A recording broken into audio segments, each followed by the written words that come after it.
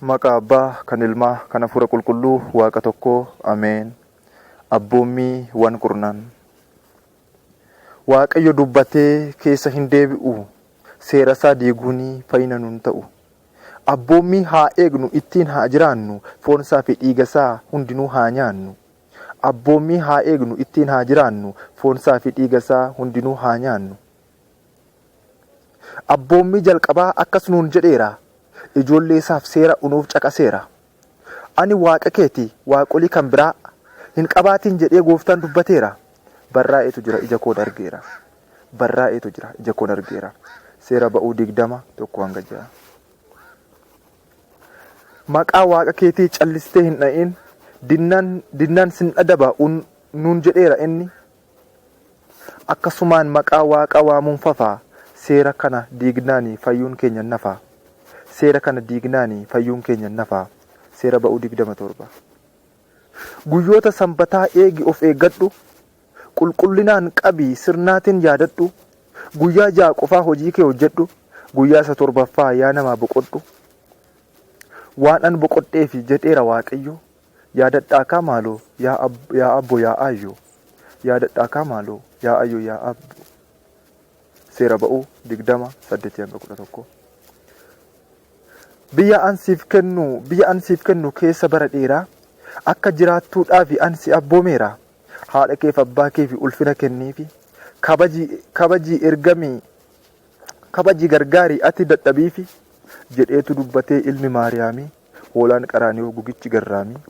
Jedheetu dubbatee ilmi Maariyaamii, hoolaan qaraani'oo gugichi garraamii. Seera ba'uu 20:12. Lubbuu osoo baattuu lubbuu hin balleessin, haadhoo kee hin ganiin maaloo hin ajjeesin, hin ejjiin hin hatiin lubbuu kee balleessa. Gahaannab keessatti barsi barbadeessa. Hin ejjiin hin hatiin lubbuu kee balleessa. Gahaannab keessatti barsi barbadeessa. Seera ba'uu 20:14-15.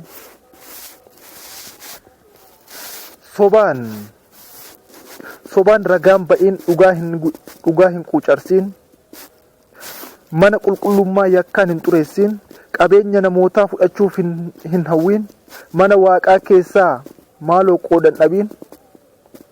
Lammii koo dhaga'ii lalistee hin dhaamiin. Lammii koo dhaga'ii lalistee hin dhaamiin. Akka mataa keetti dhaamiin. Seera ba'uu 20:10-17.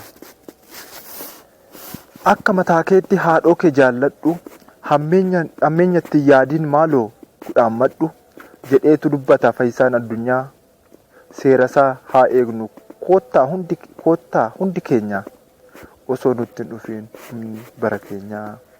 Dabalataan seera ba'uu 21:17, Leewwota 19:32, seera keessa deebii boqon 27:16, Maatiyos 15:46, Luuqaas 2:51, Efesoon 6:2-3, seera uumamaa 9:6, Leewwota 24:17, Maatiyos 5:21-22, Leewwota 20:10, seera keessa deebii 22:22, Maatiyos 5:27-28, Leewwota 19:11, seera keessa deebii 24:7, Leewwota 19:15-16, Faarsaa Daawit 50:9-20, seera keessa deebii boqonnaa 19:18-19, Efesoon 4:25, Miikiyaas 2:2, Roomee 7:7.